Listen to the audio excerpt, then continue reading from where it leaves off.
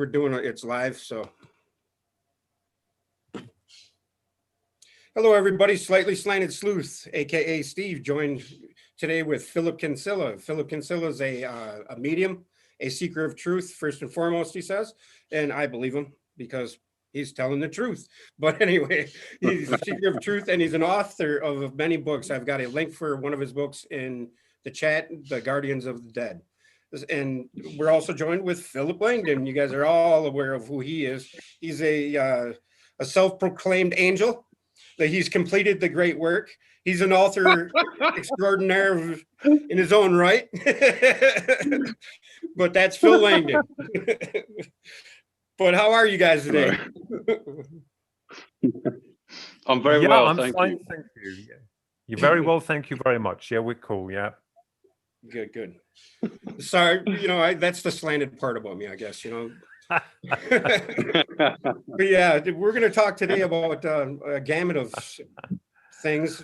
First and foremost, we got a blizzard going on outside right now in Minnesota, and it's like started out at 40 degrees today, and it's going to be down below 2 below before the snow is over, and the snow started 2 hours ago. So if I'm a little on edge because I have to go either pick my wife up in a little bit, but we'll figure that out when the time comes. But yeah, we're supposed to get a lot of snow today. Oh man, are you going to be all right? Yeah, I'll be fine. I'm just worried about my wife, and she'll probably be calling me because I told her that it was going to be pretty bad, and she didn't. She's like, I can't come home yet. I'm like, okay. But anyway, because I was going to try picking her up an hour ago, but let's get over that. And Philip, how am I going to address you guys? Because you're both named Philip. Well, I'll call him Phil. Call me Phil. Okay. He likes to be called Phil. I'll call you K and L. How's that? We'll pretend like we're Men in Black, right? All right. You can be Agent K and he can be L. All right. I'm pointing at the screen like you guys can see who I'm pointing at. But anyway, Philip, you said you had plenty of reasons to become a medium. And things that drew you away from what our reality on the outside is. Could you explain a little on what caused you to look into the esoteric side of things? I was at that time, well, I still am very much connected with the truth movement of UFO research, the trying to find the reality or the holy grail of that, which we're still doing. And I had no wish to become a medium. I hate the word because it seems so Victorian. I think an interpreter. I was more interested in the application of conscious survival beyond this realm. And this all occurred when my maternal grandmother passed over to the other side. And then, of course, another 3 people died. And this kind of affected me in a very, very bad way because human life didn't seem to make any sense to me if we just lived and then died and consciousness was then nullified. So I actually went to go see a medium after my grandmother had passed for the first time in my life, even though my grandmother was psychic. And thankfully, she was a very good medium because she used to work for the FBI in America on cold soul cases. She was here in England. And she blew me away. And she told me that you're going to become what's called a medium. And I thought, no, I don't want anything to do with talking to the dead. I thought, the man dealing with UFO research now talks to the dead. Any reputation that I had would have gone straight down the pan. But it interested me and I wanted the truth. And this led on to a number of experiences, quite a number of them, that had happened to me in my life and seemed to put parts of the puzzle together. So this is how it happened for me. Awesome. I mean, that's pretty much, I don't know. There's always an outside aspect to, I think, everybody's awakening. Philip or L, Mr. Langdon here, why don't you tell us the reason why you got into what, and just give us a lowdown of what, just to refresh everybody's memory of what your journey has been and where you're at now. Just a quick Okay. bang, bang, bang. Yeah, sure. Well, very, very quickly, when I was very young, I fell in love, and it basically blew my mind. And ever since then, I wanted to understand what that meant, and that led me into what's called the Great Work, because it's just the most profound thing, love, of course, and it never sort of stopped. And I did the Great Work, which is basically self work, and you are looking for God in the Great Work. You are Mm. looking to find God in yourself. That's the purpose of it, is to find God. And that happened in 2014 for me, which was 6 years ago in December. And I've spoken about it ever since, basically, and I write about it as well. That's essentially what I do. That's amazing. That's awesome. And I also am in that quest because I believe that the Godhead, as it's known, is more fantastic than we ourselves can currently uh, become aware of in this form, in this human form. And I battled for many years to understand the purpose of life here. And I Mm. realized that through my study and understanding on a personal level of what consciousness was, because I was looking at the world and everyone was going around like robots. They're like they were programmed. And I'm like, well, I must have been one of those defected models that didn't seem to conform with the current level of human programmed integration. So I realized that dealing with the psychic element, when it was proven that those who had transcended this space time, that had moved onwards, people call the other side, that fascinated me. Now, what's interesting is the hypothesis, or the God hypothesis. And I come to the conclusion that perhaps that we are all centralized and linked to that God force, that we're each part and aspect of that. But my Mm. research went deeper in kind of like trying to work out the kind of like, excuse my ignorance here, but nonsensical part of being in a world that dictated that you lived and died. I couldn't accept that. So what I wanted to do was try to work out what the hell was going on. And I came to the realization that perhaps that we are the explorers, that we are creating a new canvas of experience, of memories, that we take back to the other side to expand upon the creation process. So I think we've got the whole thing backwards. I think that we're looking at this life as the ultimate life, when actually this is like a run up to the Yeah. reality. Because I have seen the other side on Mm. one occasion. And what I found was that since that happened, I would have these, they're not downloads, I don't like that word, almost like what C.S. Lewis, his biographer, had said, moments of joy, where your mind literally, whatever you're doing at that particular moment, whether driving the car, watching a film, reading a book, it's quite random when it comes, and then it opens up and it makes you part of something much grander. You know where you were, you know what you are, and it puts the pieces together, and this feeling of euphoria, tasting of eternity, and then bang, you're back here again. So I kind of understand, yeah. Not that I was anywhere before, it's all coming through here, it's like really I can weird, but totally relate. so this proved a valuable question with regards to reality and our understanding of reality as we perceive it, and of the programming that unfortunately much of the public have been conditioned to be, because when you deal with the brain is merely the conduit or the receiver, and mind consciousness works and facilitates through that organ, but it depends on the full psychological attributes of the individual who and how they view their reality. But I think we've got a problem because the system which we serve has done its damnedest to dumb us down and narrow that field frequency of intent. So it's incredible. Mm. Quite. I don't even have to ask you how to relate to that, Phil, because I mean, he said about 15 points of what your story is. I mean, what you've come to realize and find out and know. Yeah. Yeah, that's right. That's right. I never saw through to the other side until I met God in 2014. That was the first time, and it was like I was going to quote from Krishna as you're talking now. I was just thinking about Krishna, because he says in the Bhagavad Gita, very briefly that reality lies in the eternal, not the transient. And it was only after having that experience that I realized it's absolutely true. But you can't convey that to another person, because if they haven't experienced that, as far as they're concerned, physical life is all there is. And one more thing was that people often conclude that physical life is all there is because when they go to sleep at night, they fall unconscious. And they think, well, death is just unconsciousness, and you're gone. There's nothing left of you because your body decays away. And what is there left? But there's no concept of zero dimension. I'm very, very technically minded on this. People don't think about a zero dimension and the nature of it, because it's part of our reality, zero dimension. But that's a technical way of looking at the idea of a spirit that is outside time and space. Yes. Definitely. I like the idea of being technical about it, because it brings it into the scientific zone, and you can actually have a conversation with a scientist in those terms now.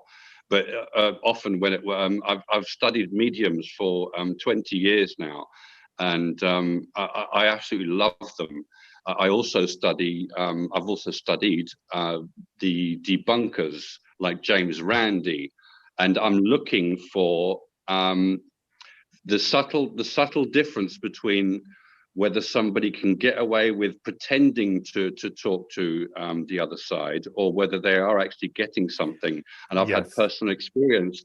I've had personal experience that has confirmed that is true. Yes, you can. Right. And I've actually, this is why I got you two together right here.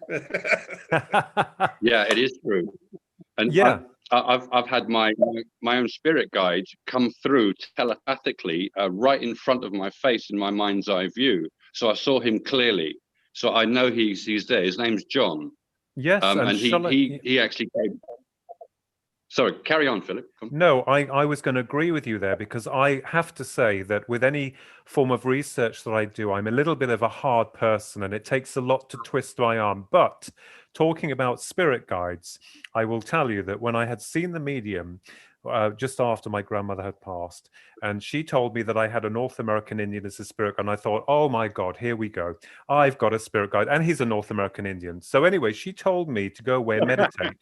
She said, meditate, he'll come through to you. And I'm like, well, okay, I'll try it. This is before this got me into a lot of trouble, I can tell you, getting involved in all this. Well, anyway, I meditated, and I was really serious about the communication aspect, whether we could be used as conduits for another form of communication from another dimension. This may answered a lot of questions for me. Well, anyway, I meditated, and I said, well, if you're my spirit guide, who the hell are you? What's your name? And then he showed this image within my mind of these wolves across my head, and then a North American Indian playing a flute. And I thought, wolf song. You're trying to give me your name? Is it wolf song? I had nothing back. And I said, well, prove it to me. This is all catalogued, and it happened. The next day I go to work. I'm working, and this Canadian guy comes up, and I'm serving him, and I'm looking at his chest.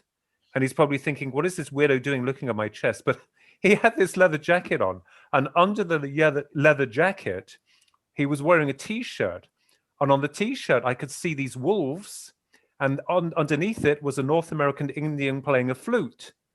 And that was it. I had to, when I served him, I had to go to a stockroom. And I remembered putting myself against the wall in complete stunned silence. And this continued. These signs, subliminal signs, kept continuing, even to the point where some friends that I knew, spiritualists and into UFO studies, an older couple, I loved them both very much. They lived in the woods somewhere in a neighboring village.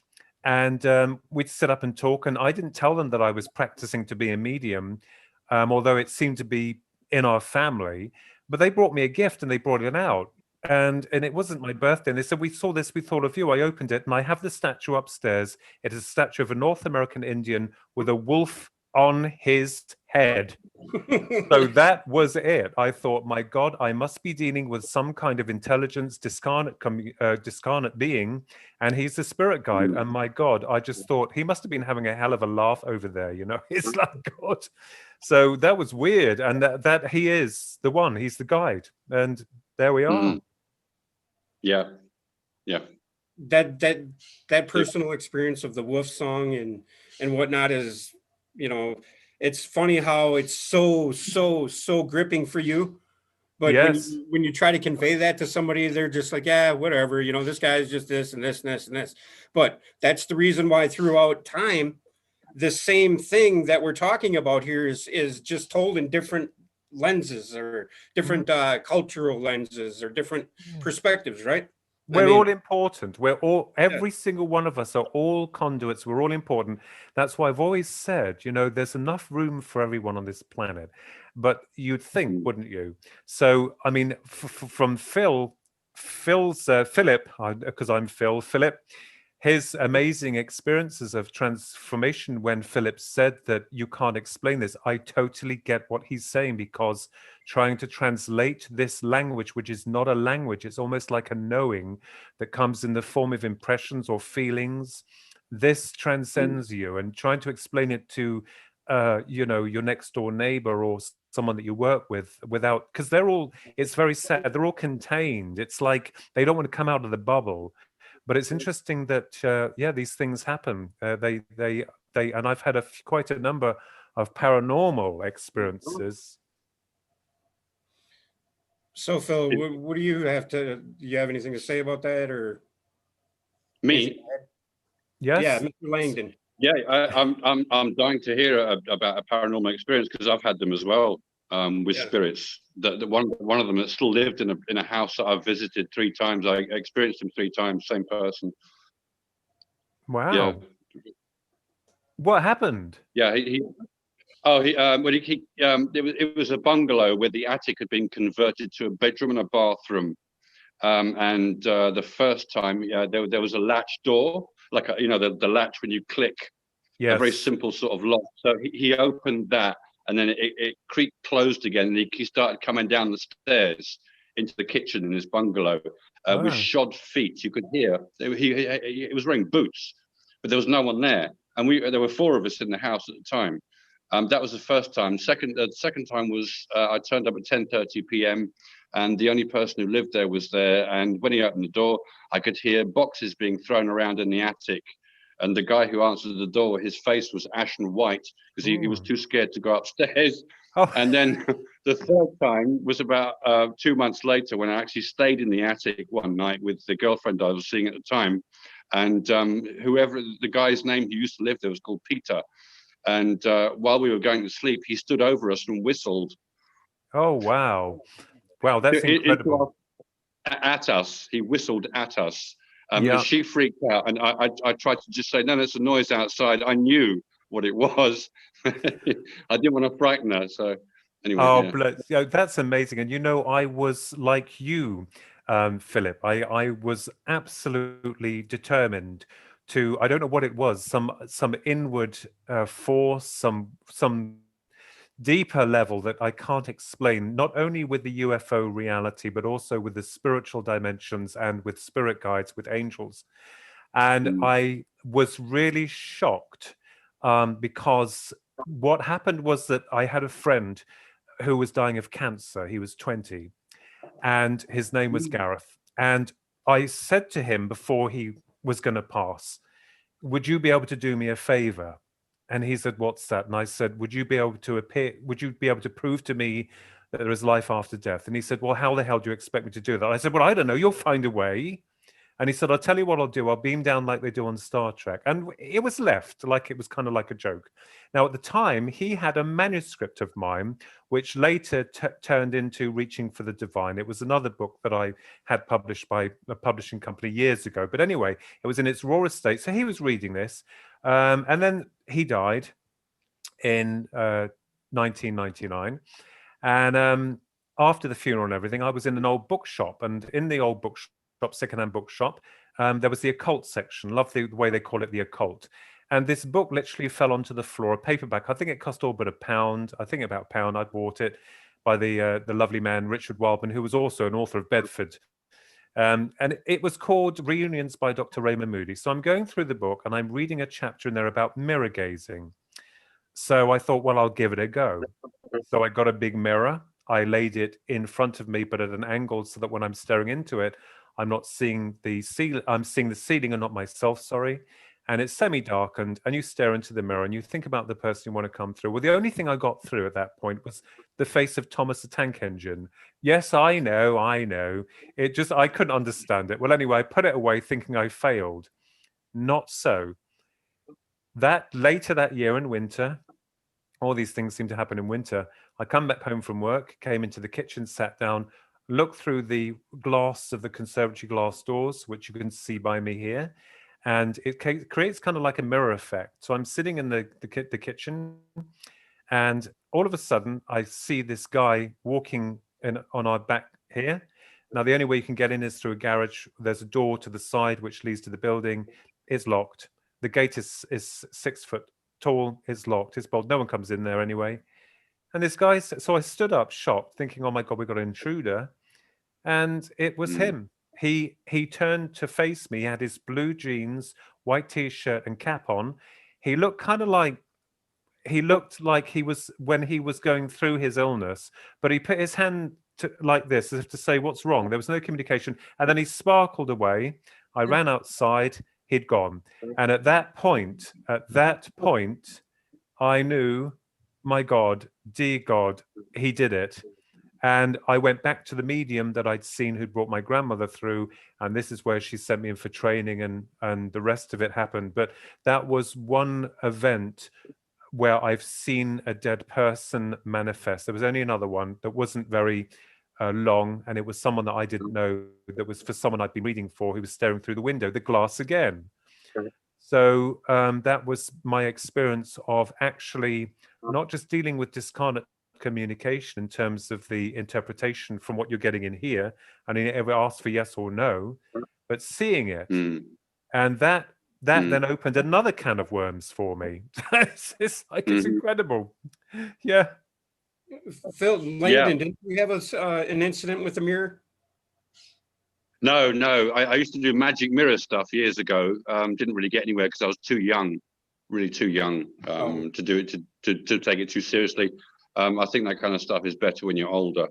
Personally, I was a teenager when I was playing around with all that sort of thing, and Ouija boards and all the usual sort of thing, you know. Yeah. I think, I think you're right there, Philip, what you're saying, because, a lot of these things had happened when we were children as well, but unfortunately, we didn't really get a true understanding of it until you started to get into later years, where you could sit down and really seriously think about something without people telling, "Oh, it's a load of rubbish," or "Don't," in the 80s, you couldn't talk about anything because it was all brushed under the carpet. It was all subject matter, wasn't it? UFOs and spirit communication was a complete no-no. Yeah. It's like it didn't exist. God, yeah, that's right. I even tried to get people aware of what was going on in the 90s in university when I was there. I did maths and physics, but it was a very academic place, and nobody really had any interest in anything like that remotely. So that was a sort of failed attempt at getting other people interested in it. And then I realized that I was kind of on my own, and just with a small bunch of people across the world who had an open mind for those things. There's not that many, really. Yeah, an open mind, and a very trained one at that, because when we're dealing with consciousness, as I said to Steve before, a lot of people are trying to cram the subject matters of UFOs in one box, spirit communication in another box, and trying to make it fit, and it just won't fit. And I've always understood, especially with the understanding of the UFO subject, that as I know that there are two aspects to it. One is physical and the other is more of a psychic integration with the individual on a personal level. The same with the near-death experience.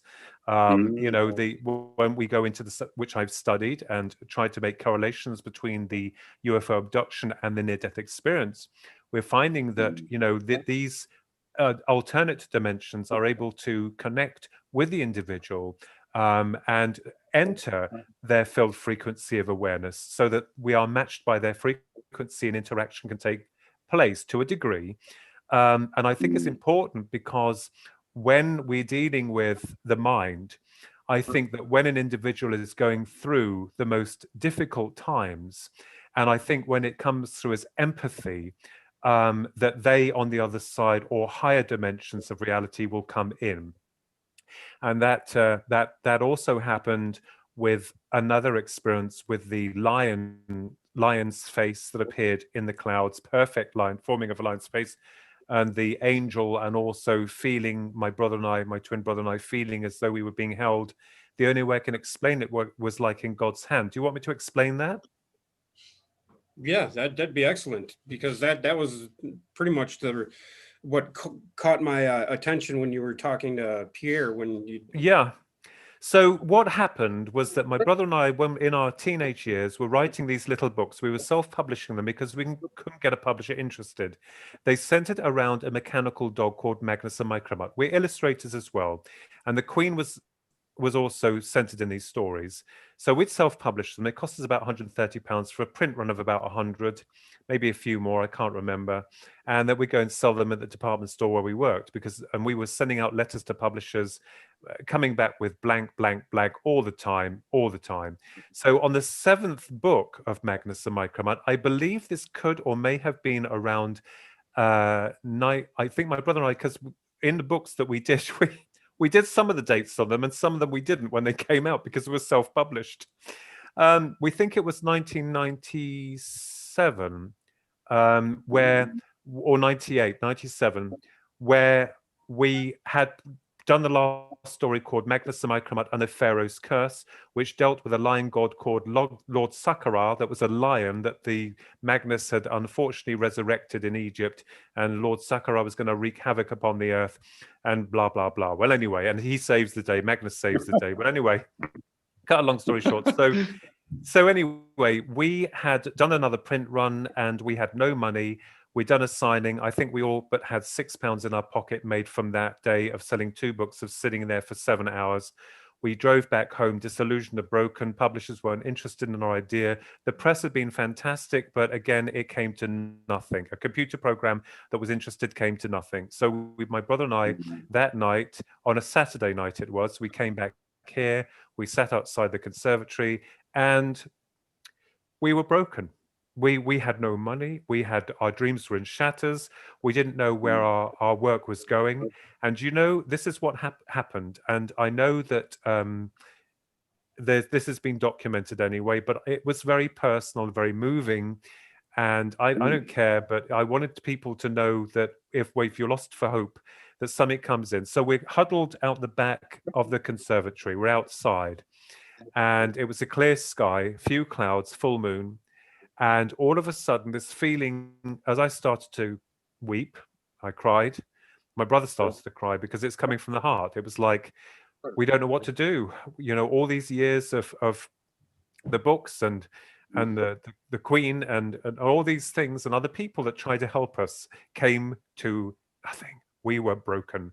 This feeling was like, the only way I can explain it was like that. And I have to be very diplomatic here. It was like God had a hold of me and Ronnie in his hands, because it felt like we were being held, and it was such an incredible feeling. I looked to the famous gate at the back of the house here, and there was this shimmering figure of an angel, and I was so shocked, and so was my brother, that we got up and we saw this shimmering bit. It wasn't like your human angel. It was in the shape of a human, but it was taller, and you could see where its wings were, and it was shimmering. And then all of a sudden, when we looked up into the sky, there was the perfect, and I have to reiterate this fact, perfect face of a lion that a cloud had shaped into the face of a lion, and where the eye was, the star came through and went out. And I was so shocked, and so was my brother. There was no communication, but it was almost as if it was like, are they showing us Lord Sakara? Because he was a lion god in the children's book. Are they mimicking him?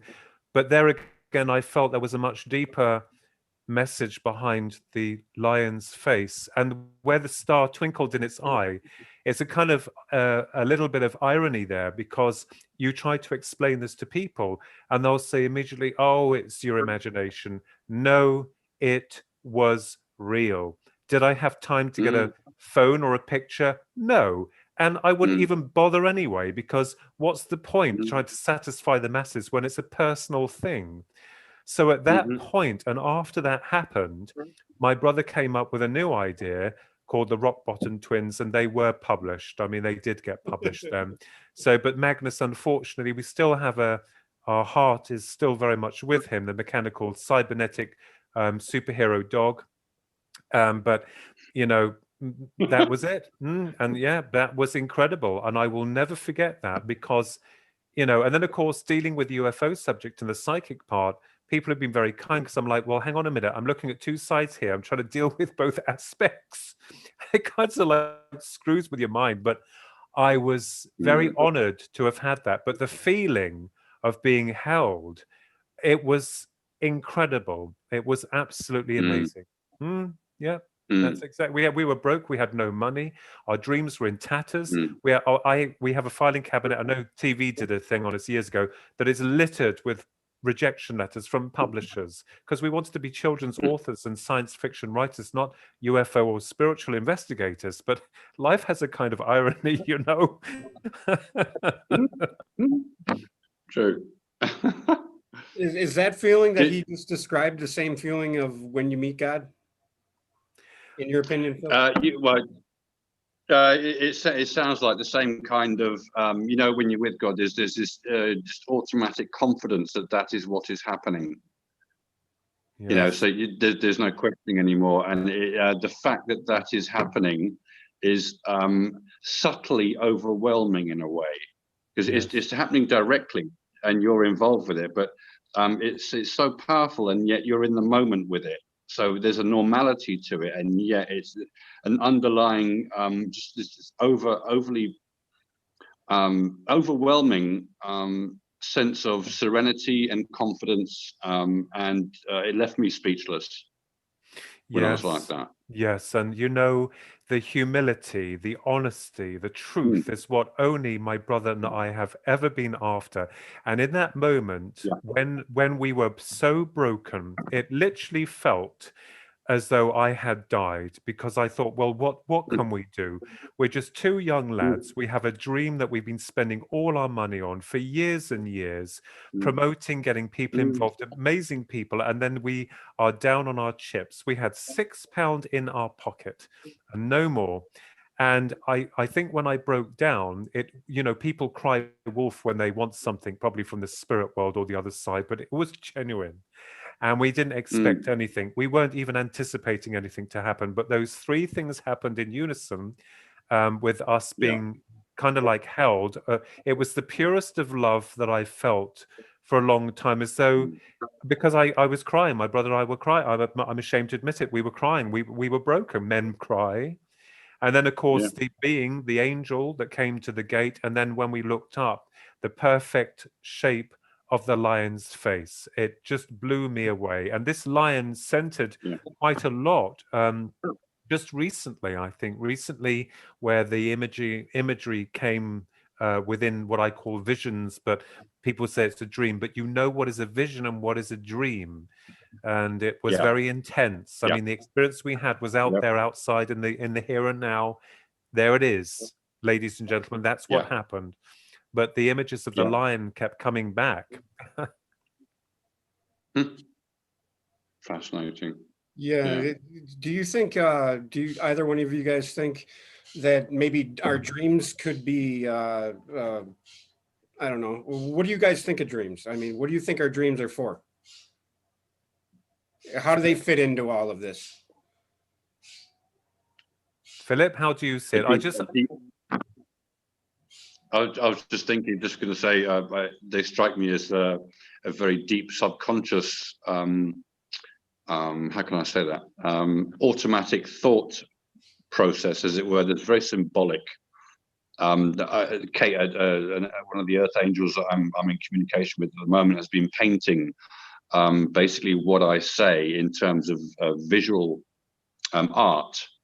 I can also relate to musical art in terms of some musicians write compositions that sound like musical paintings as Yes. well. That's what I got when I listened to all of Tentacles. it. I'm sorry. Yeah, yeah. Just saying all that relates to each other. You know, it's very, very dreamlike. Osric Tentacles, you just mentioned, are very dreamlike music. It's as if you're dreaming. Yeah. Yeah, I think also that the vibration or the energy of music, you find that a lot of people are abducted by so-called aliens, and they have experiences with UFOs, and most of them are musicians. Now, what's interesting with music is vibration. Vibration, as you know, as you all know, creates geometry depending on the frequency of that vibration. In the sleep state, I do believe that what's happening is that the body needs to rest and sustain itself, but we spend more than half our life asleep. And I think what's happening is that a deeper part of our consciousness is kind of like connecting with the other spheres. Now, remember, we come into this earth plane with no memory, no awareness of where we have been before. And as I said before, I believe what's happening is that through our birth till death, we are creating a new memory, a new experience that we then facilitate back to the other side, where millions of other souls are doing the same thing. We're coming in and going out, awareness or no awareness of the other side, it doesn't matter. And then when we get there, perhaps we build upon the reality of their worlds, of their experiences, so that the one is learning more about itself through us, an extension of itself, as it creates these. And also with the timelines, although there's no time on the other side, which is illusionary, time is illusionary, I think on the other side we'll be able to cross into another person's life or timeline and experience it the way that they saw it, or how, even if it goes back to the war or the Roman era. And certainly we have to understand that this is not the only sphere of reality. We're so humanized within our concept of what we, it's what people, I have people coming to me for readings and they're worried about this, they're worried about their sexuality, they're worried about their and I, going over, and I said, look, if you know that you're a good person inside, if you feel that you're a good person, the one is not going to reject you. You only take in what you created. This. So, of course you're going to go there. I mean, there are some people, there's a lot of debate about evil people, and I get a lot of people asking me, what do you think happens to the soul of like murderers and all these terrible people? And I say to them, well, to be honest with you, I couldn't really answer that question. But it could be that they gravitate to like minds on the other side, and then they realize that this isn't for them, and that they have to go somewhere else or reincarnate, or perhaps their soul is nullified. This is something else that someone came up with and said, but we just don't know. We have a part of the puzzle. We don't have all of it. But the angels are something that are important and very connected within this world. People believe them, people don't. But I have seen one. I even experienced one in human form, and I'm sure was an angel in human form that had taken human form on one occasion. That was also documented. So there were two parts. The only time that I've seen a physical angel in its, what I would assume was its purest form, and one when it was in human form. Both occasions had happened when I was down on my chips. Yeah, I can understand that and relate to it. Yeah. And I think that also the connection that we have, the facilitation of what makes you what you are. No one has the answers. You, Philip, and you, Steve, are your own instruments of reality. No one has the right to tell you it as it should be. And I think this is the problem. I think people are bashing other people on the head, saying, you listen to me and you believe what I'm saying. And it's like, hang on just a minute. We're all walking our own paths. Your path, Philip, is unique to you. No one, bar from you, can change that, and it's sacred to you, as well as Steve's path. And this is why I think we've got the problems on the planet, because everyone is trying to indoctrinate consciousness. They're subjugating our mental process and our perception of reality. And this is Yep. why I think this is now evolving, or there may be a suppression of consciousness which is forcing itself through as these paranormal phenomena, because it's saying, hang on a minute, we're going to make you wake up now. You've been asleep for far too long. This was not meant to be this way. You've got to wake Yeah. up. And I believe Yeah. that's what's happening, because this is why we're getting more in terms of paranormal phenomena that people call it. But it is super phenomenon, really.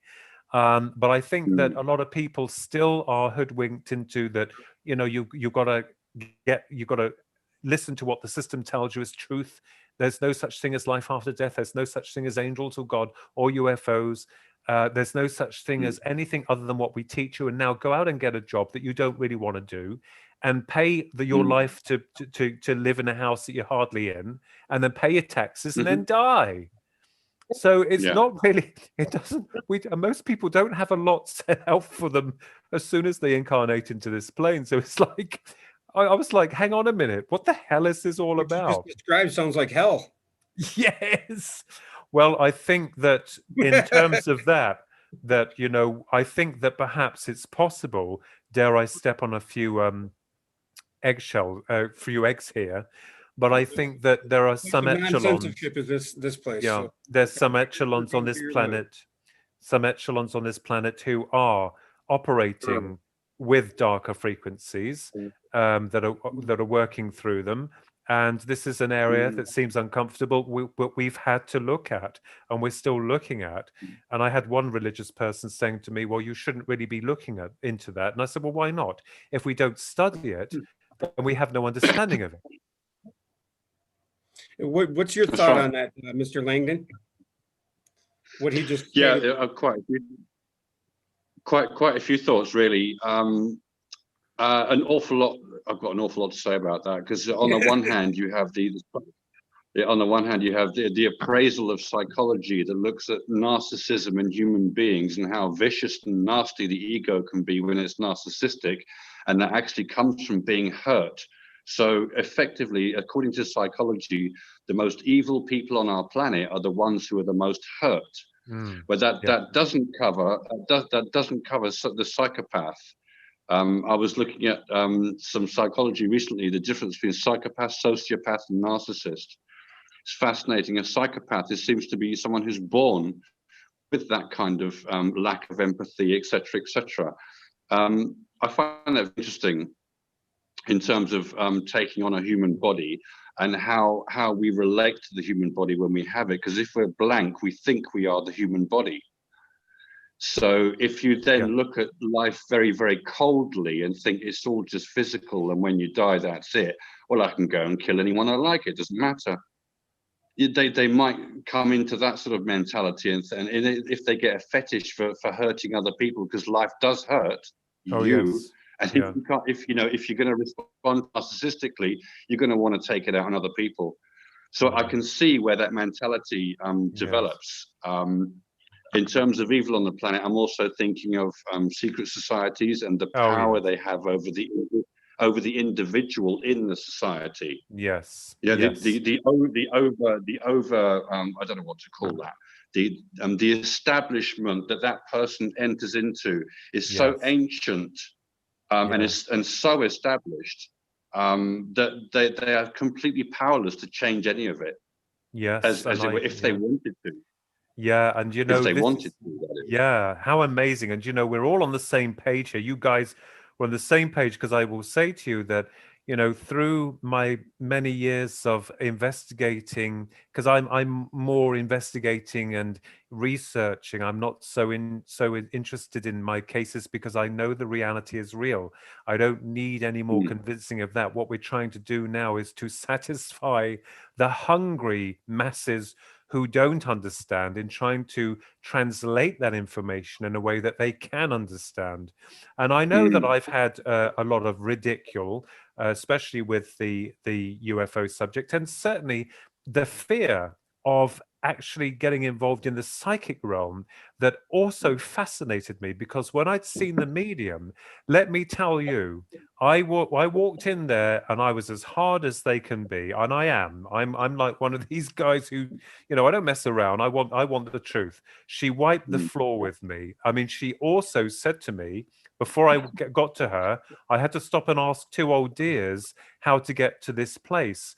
Now, when I got to her, she said to me, she said, "You've come here to test me." And well, you know, I thought, my God, yes. And then she said, "Did you stop and ask two people how to get here?" And I thought, I remembered, I was so shocked. I sat down and thought, oh my God. But I then found myself more fascinated in how she was doing it. Because, you know, I thought, well, where is she getting this from? And I will tell you, after the 2 hours that I was with her, she said, you're a psychic, you this, that, you've had UFO experience, and you've done this, done that. You're trying to be a writer. You're not a failed writer. She said, you will make it eventually. But she said, your first book will be a book on mediums, psychic stuff. It was. And then I got in my car and I did something I'd never done before. I lit a cigarette in my car, because I don't smoke anymore, but I used to then. Lit a cigarette in my car. I put my head down on the steering wheel. It was a beautiful summer's evening and I cried. I just felt it was like this big release. And I thought, wow, oh my God. So then my family all booked to go and see her. And then she became a family friend. Sadly, she doesn't do it anymore because there was another tragedy that occurred with her. And it was all synchronized, we believe, from spirit, because the way it happened was so incredibly synchronistic. But it hurt for her because she lost a man that she loved very much. And it was we all loved him. And it was a hard time. So you, like you, Philip, and you, Steve, you find that your life starts to integrate with these synchronicities. Yes, sir. You don't seem to work them out. You can't work them out to begin with until you put it together afterwards. You're thinking, oh my God. And you think, jeepers, this has happened, you know? So it's incredible. But life after death. And there's another guy I know, Neil Geddes Ward. He's an artist.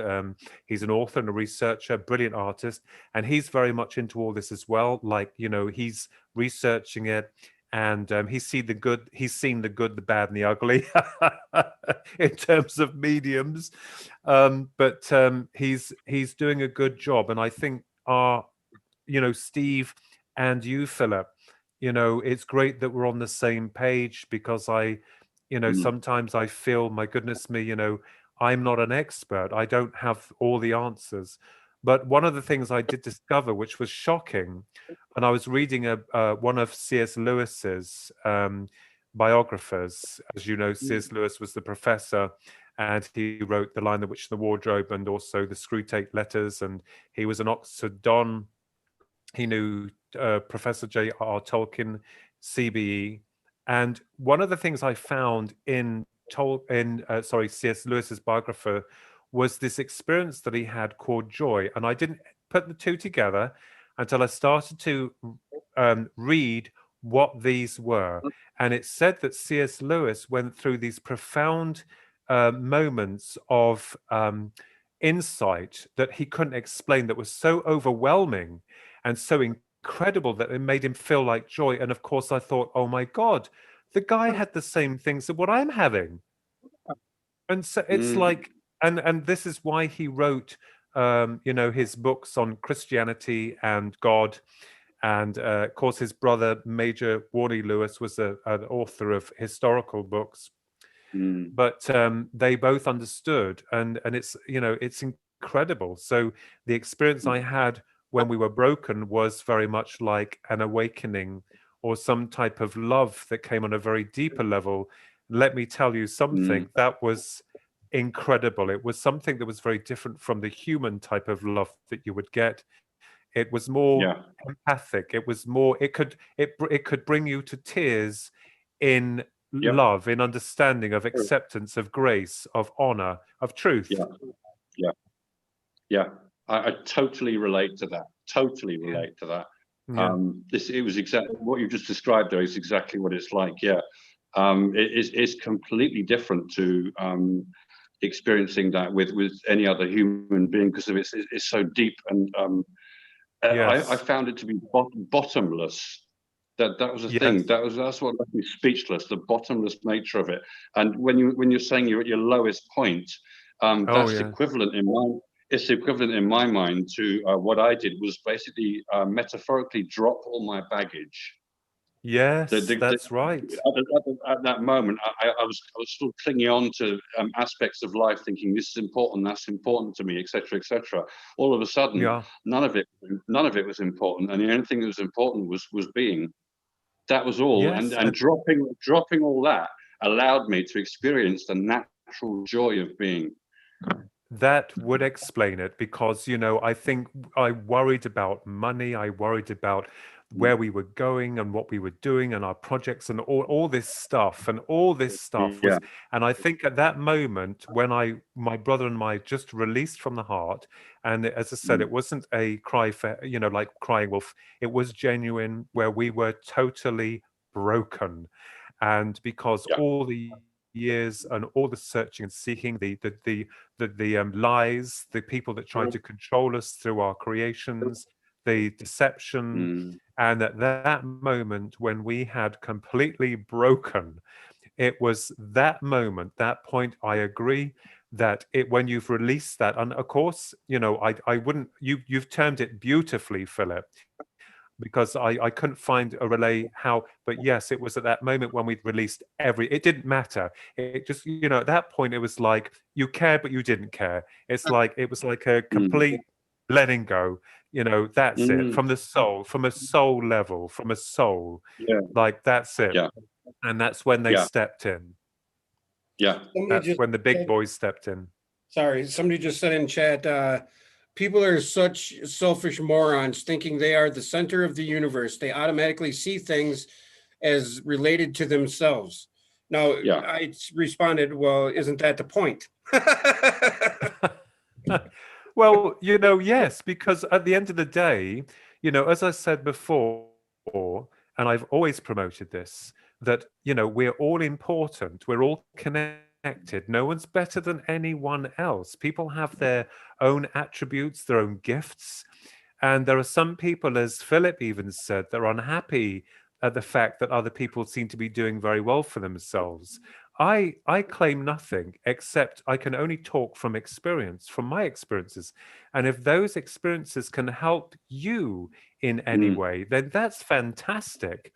But we find this within this planet where a lot of people are so against oh, I don't like you, I don't like the sound of you, and I don't like what you're doing. And who do you think you are? Well, if you were to look into my soul, and even then, if you said that, people are saying they're just saying it and they're twisting it around. So, to be honest with you, a lot of people, I think they tend to think that it's all about them. Well, on a personal voyage and level, it is. You're right. It is, because it's your journey. But I'm not interfering with that person's journey. And I would never, say that I'm better than you, because we're all connected. So I think this is where we have a lot of indifference from people. This is why we've got the problems on this planet. And that's directly because a lot of people attack other people, or they don't like other people, or they've got their opinion about something. It's fine to have an opinion, but I've always said, look, let's be open and let's be, let's all respect one another's opinion. We've got enough problems happening down here on this planet already, that the system that we're serving is creating a lot of anger, contempt, depression, self-destruction, or control. And there's a lot of people, light workers, as I call them, channels, whatever you find the words for them, who are here for a specific reason. And it doesn't mean to say that we're self-glorifying ourselves into something we're not. We're just trying to explain to you that, look, you are more than just a human being in a body of flesh and blood with a sell-by date. That you have purpose and design that's connected to a universe that we hardly understand, and that these other alternative realities are there that do come in when an SOS is sending out, or that you're in trouble. Whether it be an angel, it be a spirit guide, it be a departed loved one, it could even be a UFO, it could even be an alien. Maybe the way that we're translating this information on a limited level when it's here is hard for them to manifest in their real form, so we get impressions or parts of that experience.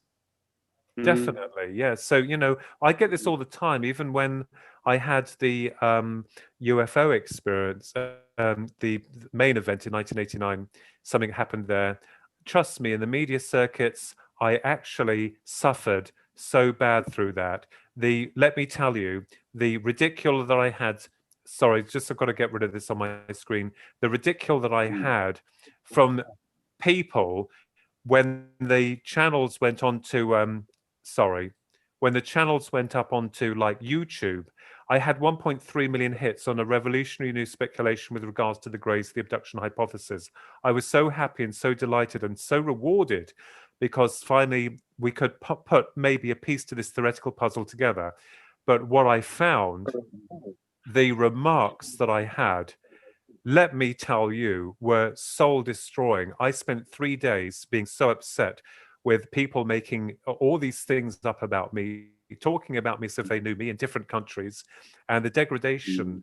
So I went through anger, and I went through, because I'm thinking, hang on a minute, I'm being attacked for speaking the truth. So do you want me to tell a half truth or a lie? I'm not going to do that. I will speak the truth. But you'll find this, that no matter what you do, you will always fall foul in the favor of others. And it's just it's wasted energy. It's wasted energy. I couldn't agree more. I mean, Yeah. in the big scheme of things, do you think let's talk about that alien gray thing real quick. I mean, we're kind of running low on time, but Steve, sorry, I need to go back to work, dude. It's all right, up in brother. an hour. That's all I've got, really. I need to Thank go. you, I Philip. beg your pardon, everybody. No, Hey, lovely That's to my meet you, pleasure. Philip. Thank you for Lovely joining us, meeting you, brother. Philip, as well. When you got more time, Thank you so much for having me on. Thanks for you, everything, Philip. guys. My pleasure, brother. I Have a love you. lovely evening. Love Thank you you, too, guys. Philip. You're all right. You take care. Have a nice Christmas. You too. Happy Christmas. Yeah. Take it easy. Okay, no worries. Yeah, we were the alien gray thing. You were you have a hypothesis that the grays are maybe our future descendants or ascendants, whatever you want to call them, but maybe they are clones. And let's get into that a little bit. Short. Well, in a nutshell, the abduction phenomena fascinated me because I went through an experience, but there were two parts to the experience: one material, one non-material. And that told me a lot about the soul and how the Greys were able to extract an individual through buildings. And I believe that what they're doing is that the Greys are, because the Greys cannot reproduce, yet they're interested in the program of reproduction. Why? Ask the question. And they're interested in us because they appear prosaic in nature. They don't know about time of love, taste, smell. And why would they procreate? And it could be that if we cloned ourselves as a species without coming through the correct channel of reproduction, birthing cycle that carries the memories or inherent memories from one life to the next, that's linked on a soul level, if we start cloning and those clones then only have the memory of one existence, when they die, I don't believe that their signature is strong enough to get back to where the original copies come from. And it could be that they have brought themselves into a one mind hive consciousness and found a world that can reproduce.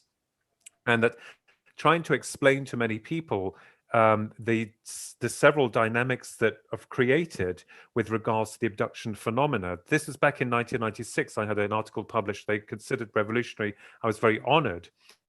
And it is debatable. We may be barking up the wrong tree, but I believe the Greys are specters, not all of them, but they seem to be interested in reproduction or the birthing cycle of what makes us what we are. Now, the other question is, we can go deeper into very uncomfortable territory with fallen angels as well. And, we could be looking at a plan that's implemented by darker minds.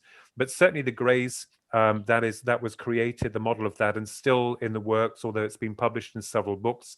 And I embrace all theoretical dynamics with regards to what other researchers have, because I'm very much open-minded, and I'm not saying that this is the way it is. But I've been attacked also. So whatever you do, you're going to get attacked, and I'm like, that's fine. You carry on, because someone's got to bring something forward. Someone's got to bring something to the table at the end of the day. Are you going to really shoot the messenger? I'm not Right. saying that my theories are right. They may be wrong, but we have to think, we have to put these dynamics together. Otherwise, we're just going to be going around in circles like we have since the beginning of the Roswell inception. And even further back then, because it's been around for a very long time. Right. What you just said there is pretty much right here. This is our reality. Yes, that's right. Wait, that didn't turn out right. Let me try this again. This is our reality, not theirs. And I think when they're integrating their reality into ours, this is what throws the individual, because we're so programmed into this reality. This is all that we know.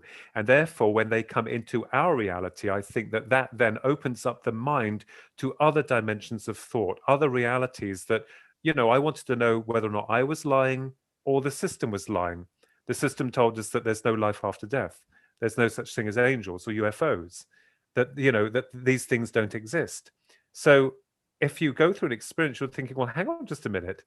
I believed you, but now I'm not so sure, because I've had these experiences and you're telling me that they're not real. And we can see this whole thing going on and on, year in, year out, the same wheel churning around. So I just say, believe in yourself, believe in your truths, find your truths. Be, as long as you're honest and you're open, and you can't go wrong. We make mistakes. I have made mistakes. I've been wrong about certain things, but at the end of the day, that's the way it is. And you just got to believe in yourself.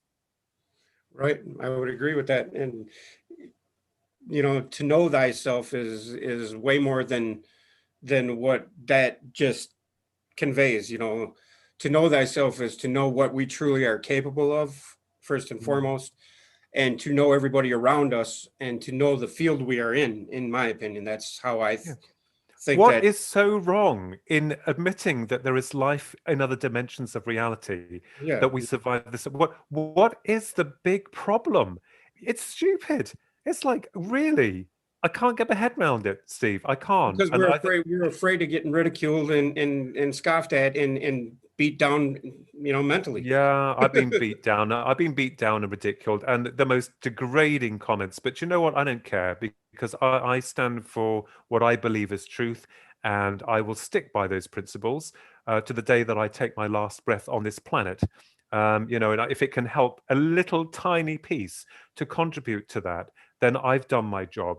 And if anyone has a problem with that, then that's their issue. That's their problem. If we're all special, we're all unique, we're all here.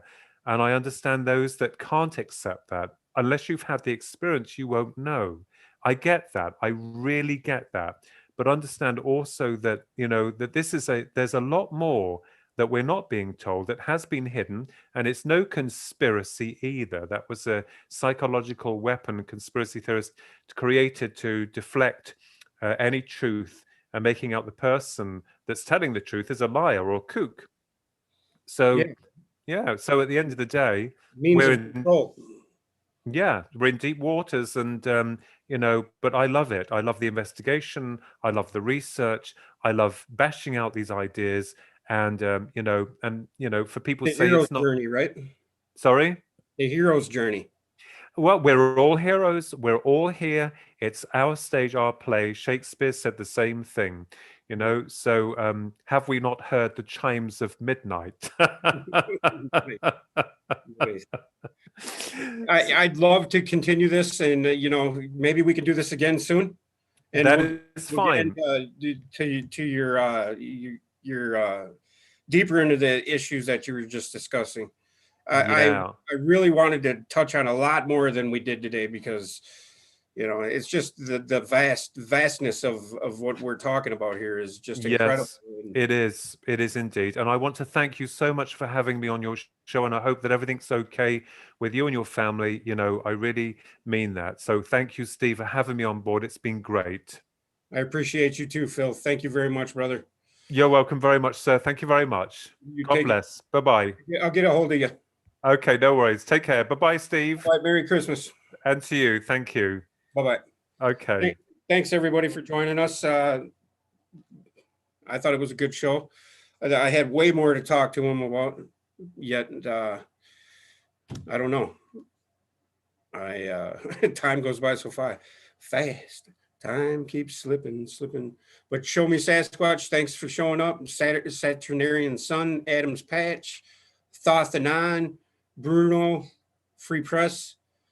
Who else? Cypher 9, Max. What's up, Maxie? Who else is here? Rachel, Elsie. What's up, Elsie? Who else? Noste Ipsum. I still don't know how to pronounce that. Need to know. I'm glad you came. Sorry, I didn't get your other read a book. Thoth. You're just you're my anti-Steve, I swear. But yeah, 999 is the higher mind path. Yes, I will bring him back again. For sure. I thought it was a great interview. It was too short. There's a blizzard outside, guys. Here, I'll show you. You guys want to see the blizzard? I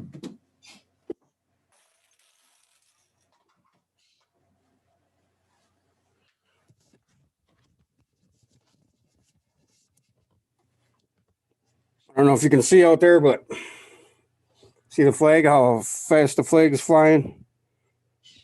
But yeah, I gotta go plow. Gotta go to work. All right, guys. Much love, peace, chicken grease. Keep it real. Take it easy.